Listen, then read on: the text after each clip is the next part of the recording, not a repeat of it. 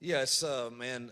You know the disappointment from Saturday night can't linger. It's got to move on. We know our past four opponents, have a combined record of 25-3 and are really really good football teams. Which, when you look at how close we are to winning each of those games, it gives me great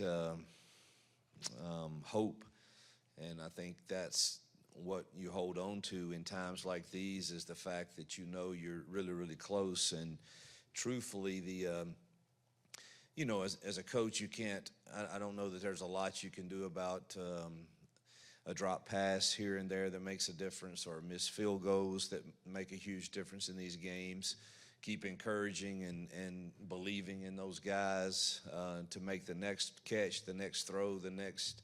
But there are a lot of things you can do to fix things that are hurting us in critical moments, and that's something that I know that I can do, and I know we can do as coaches, and we must demand it of ourselves, that the details that are hurting us in critical moments, that whether it's the depth of a route or a blocking technique against a different front, we have to fix those, and I know that we can. And that, I believe, is the secret to getting us over the hump in these games. Obviously, we've got to make the plays when they come our way that are there, and I think that game's totally different if we do. But even at that, our defense played with incredible passion. Our offense played with really good effort. We just are not consistent enough over and over again at this time, and that's why we're sitting here, feeling like we are about a team that's played four top 15 teams right down to the wire, and excited to get us better this week as we travel to Fayetteville.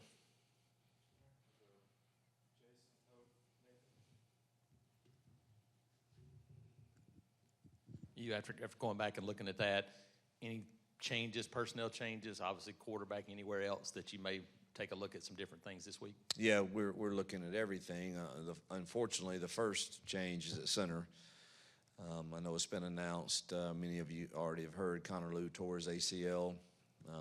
It's one of the toughest things about coaching is watching kids go through the way they prepare and work all year long for these 12 opportunities in regular season play. And he's an incredible leader too, and a incredible smart guy that we obviously missed some in the second half, particularly and Cale battled his tail off, and Cale's going to be a really, really good player. But there's nothing like experience of having to get up there and reset a protection based on a look, or and then having to do that and snap the ball with great accuracy so that the timing of plays is good. So that's the first change that's got to be made, and we certainly hate that for Connor. But he's a great kid, and he'll be back and be better than ever for next season. And but he's losing him does hurt for sure. We'll try, we'll get Cale ready, of course. We'll also move Mason in there some to get some reps, too tall, out at tackle. So try that combination some also. So we'll see how that goes. We did that some in practice today. Mason's very smart. Played a little bit of center, not a lot, but kind of understands. He's used to hearing all the calls that we need to make, and particularly being on the road. Going to see how he functions in there this week when we go good on good for sure, and also Cale. And then Dylan Sunda will be ready to go also. You have to start looking when you, as well as Jackson played in the first half of the last two games, you have to start looking at everything of, all right, why do we not have the winning ways? And sitting here feeling like we do, and so we're gonna get he and Ashton a lot of reps and kind of see where it goes from there. Hugh, I guess today you've had some programs like Florida State and Wisconsin where their ADs have come out and talked about supporting their current head coaches. I guess, first of all, have you talked to John Cohen since Saturday night about the state of the program, what he thinks? And then I guess second question would be, what would a statement of support mean or not mean? Like, do you need that at all? Well, that would be huge. You know, that'd make everyone feel a lot better for sure. Yeah, I haven't talked to John. I'm gonna say John has been so supportive ever since, obviously, my hire, and you know, but I don't get too much into, you know, they have a job to do, and certainly he has people he has to answer to, and I know how close we are. I know I can get this fixed, and we're too dang close. And we've got to get a little bit better play and a little bit better coaching at a few spots. And I want a chance to fix this. And, you know, obviously, you know, I've totally gotten off of all social media, so I'm not sure what exactly was said in those other cases, but that's got to be reassuring to those people in there that that they believe that they can get it fixed. But again, I've trusted John since I've been here to do the right things, and he's got to do, you know, what he feels is best for this program, of course. And I think it's us. I think we fit Auburn. I think we fit the Auburn culture. I think the culture in the building has changed. I think the talent level has changed, and unfortunately, we just hadn't gotten over the hump in a very difficult stretch of games, but I believe that's coming very, very soon. What did you guys see from Perry the last couple weeks? I mean, his snaps are just couldn't be going more up and up. proud of him, man. I called his uncle just to the guy, truthfully, when he got here, if I'm being just had no idea how to practice. And to see him, the talent was there, but he didn't know. He knew how to run a go route. You know, he didn't know how to take a release off of anything, or what different coverages looked like, and he wasn't the only one. Malcolm was that way too. Cam, to a certain extent, Cam was more prepared, but man, to see him starting to enjoy playing the game and having success, that's really what coaching's about, is developing those guys. And you got to give Marcus and Coach Harris and Heath, those guys that work with them on every single day. But really good to see him. And, you know, nobody was more bothered on the sideline than him after he dropped that, I think, the second possession or third possession. And I love to see that.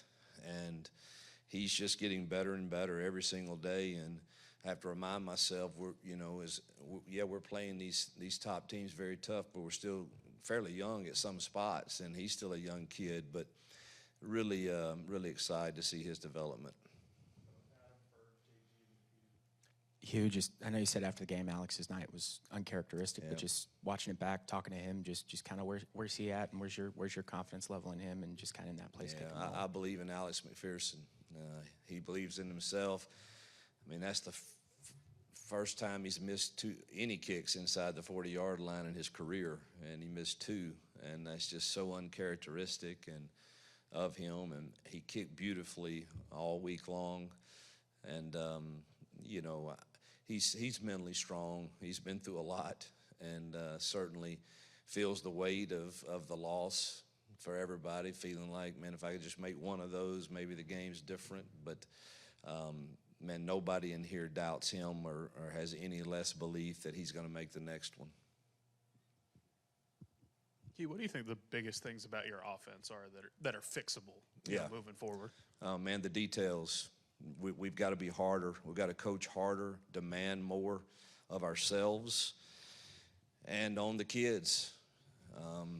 It's no longer, the answer can't be, you know, I don't know why he, you know, ran it right the first quarter and he didn't the third quarter. That's no longer acceptable, nor is, you know, you run inside zone and, you know, in overtime that we've been averaging, I don't know, 6 yards on a carry, and we get beat inside at a tackle position. That just the footwork for that, you don't get beat inside on that play. Let him beat you outside, that's fine. But and whether it's the ball's got to come out to, your second progression. It's got to come out, and it's there. So turn it loose. And so we've got to demand more. Our coaches are very clear on how I feel right now about that, and hopefully we lessen maybe what we're carrying, and there's zero room for excuses. Hey, I think you talked on Tiger Talk last week that your intention was to have Ashton redshirt this year. If you want to make a change at quarterback, doesn't that kind of limit you just have to go to Deuce? Or? Not anymore. We just we're going to play to win with them, and he's prepared to play the last few, and then if you go watch the game and you're watching it live, it's really hard to complain about Jackson in the first half of the last two games for sure. I mean he that game could have easily been 14-0 after the second drive, and Jackson was playing at a high level, and we've got to get that consistency throughout the game, or we've got to go find a spark. Going back to Cale, obviously it's pretty rare to see a freshman center, especially a young freshman center in the SEC. Yeah. What about him? I mean, Who do you think makes should him, still be in high school? right? I mean, what about him makes you trust him going into stage like this? He's a mature kid for his age, but it's really his toughness and preparation.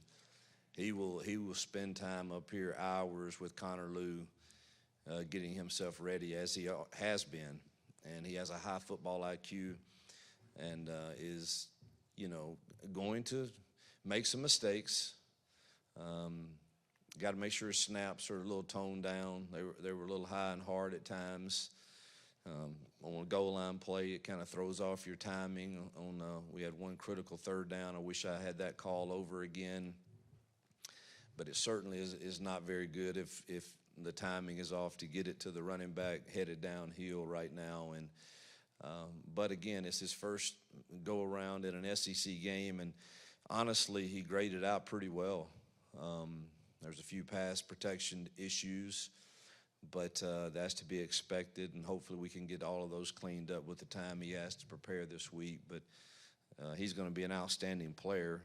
You hate to have to throw him out there quite this early, but that's the hand we've been dealt.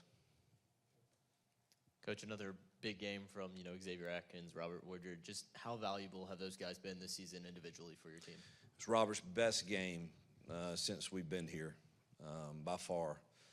And that's a kid that really struggled and contemplated, do I need to move on back in the crazy portal world? And I tell you, I give a lot of credit to his father, who just spoke real truth to him. And he hung in here, and now he's worked his tail off to get better and better and played his best game, and X continues to play at a high level. You back to the quarterbacks. Is the expectation for Jackson to start Saturday, or is it as simple as whoever has a better week of practice is going to get the starting nod? I would say the expectation is for him to start. He's led us on 2 scoring drives to start the last 2 games, and hopefully that is what happens in this one also. But we'll go day to day. But that's the expectation. You said after the Georgia game about having the belief on the sidelines, y'all are going to pull it out. Did you see a change or improvement in that, especially with the fourth quarter and overtime on Saturday? It did. I told the team this morning it was a definite different feel and energy, even after the drops and the missed field goals. And I just didn't see saw both sides trying to encourage one another. And I thought we took a big step in the right direction in that regard. And even the young men that weren't participating in the game, I thought were vital in helping do that. And so there was a lot of people picking up the guys that had some critical drops. And Alex obviously has plenty of encouragement. So I was pleased. I thought the energy on the sideline was good. It's always going to be a little different from offense to defense. Defensive guys there's a little more juice there. Offensively, you've got to have that energy, and when you're scoring and doing well, there's certainly more energy. After the I think the first drive, it was off the charts good, and Jackson laid his body on the line to get us down to the goal line. We punched that in. The energy's really high. Then you have a few drops the next, really 3 possessions, and that kind of cost us some opportunities. And even then, I thought the energy was good. But it's certainly like you better get in there and start getting on the iPad and looking at the looks, and you don't have a whole lot of time to talk about much else, but you better figure out, all right, here's how they're playing us, and here's what we need to go to, and here's what we need to do next. But definitely thought that the energy on the sideline was really, really good. Yeah, we saw more Jordan Crawford the other night. Obviously, we've seen a lot of Elijah. He's making plays, but Neboy and Eric Winters there's a bunch of those guys that are playing key roles on defense. How much have you seen them grow since the beginning of camp, especially? Yeah, those freshmen continue to grow, whether it's Woodby, Newboy, Winters, Autry, Crawford, Jared Smith, Diaz, Melendez, X, all these young kids that we're playing over there are Star is going to be really good also. The future's bright with those guys. We've got a lot of good talent over there, and they're getting better and better week in, week out, it seems. Coach, what role does the play calling have in helping Jackson find something of a rhythm, and how much of it is on the individual? Yeah, well, we've I think we're calling things that he feels really good about. There are times on probably 3rd and longer that nobody feels real comfortable, about some of those. Particularly, I thought Missouri had 2 of the better defensive ends we faced. I think they're one of the more complete teams we've faced in all aspects, which again gives me hope that we're really, really close. So, but we're not carrying much that we don't think he can do. Other than maybe some 3rd and long deals, that it's not so much can he do them, it's can everybody hold up in time for us to get this completed, and if not, we probably need to take it out and let's try to get our guys a shorter route and see if they can't run for the first down or go for it on 4th. Anybody who's been around has seen times when you start off the season, the defense is really good, the offense is struggling, and then you get late in the season and the defense kind of takes a step back too. Is there any concern about that right now? I don't have any, other than we're facing one of the more talented offenses I've seen. I mean, I watched them this morning. They are really talented on offense. That guy's Green is playing at an extremely high level. Has a really good running back, tight ends, receivers, and is making those plays that are not designed plays at a high level. And Bobby does a really good job, coaching offense. And so, I don't expect our kids they're going to come and compete like they have every time. But I mean, this team's scoring a lot of points on some really good defenses. So it's a great challenge for us for sure, based on what I've seen on tape. But I don't think the expectation is that we'll play at a high level with great passion and execution. We still have things that we can get better at and clean up. We didn't, watching the tapes with the defense this morning and going over the good and the bad, we still don't cage the ball real well, leverage the ball real well at times, and it's usually our younger guys that we mentioned, but they're better than they were, and or play with the right leverage on a pass route on where your help is, and we need to improve that this week for sure and we got to stay in coverage when we're in coverage, because he will rip it over your head. Hugh, we saw Jeremiah bust a couple of runs to the outside. I know y'all have talked about maybe trying to attack the perimeter more. Have you seen kind of more success with that? I guess here recently, is that something that y'all want to kind of expand with in the ground game? Yeah, that really depends on kind of how they're playing you, But Jeremiah obviously has the talent and speed to do that. And I thought he ran inside the tackles really well too the other night. And but yeah, we'll always try to mix that up if you know, Arkansas, again, you're kind of facing, I guess, a 2-game sample size on the defensive side. So you're trying to decide, you know, like, how much do you make of that? And in these 2 games, you know, they've played one style of football pretty much, and it doesn't tend to lend toward a whole lot of easy perimeter runs for sure, because it's a ton of man coverage, and they're playing with leverage over your tight end, or so we'll have to see how they're playing us. But that again, just in a 2-game sample, that tends to be a high percentage of who they want to be.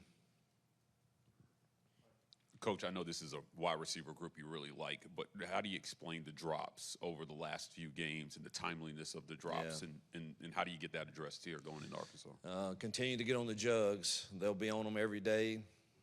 It's really hard to explain, and that's, you know, as a coach, you know, there's some things that just set you off, and you want to just you want to go off on kids at times, at quarterback or receiver, but it's really hard to do that to guys that you know care, and they have the capability of making those plays that change the game.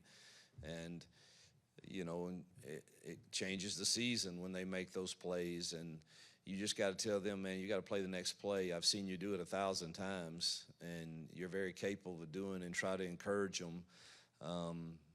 The things that you can be very, very hard on them about is route running, depth of it, technique, but don't think it's wise to really give it to them when they have a crucial drop. Just haven't seen that work out, and I've coached receivers. That's how I started, and don't think that that's the ticket to you encourage them of what you know they can do and how you've seen them do it over and over again, and they'll bounce back from it typically. Yep, thank you.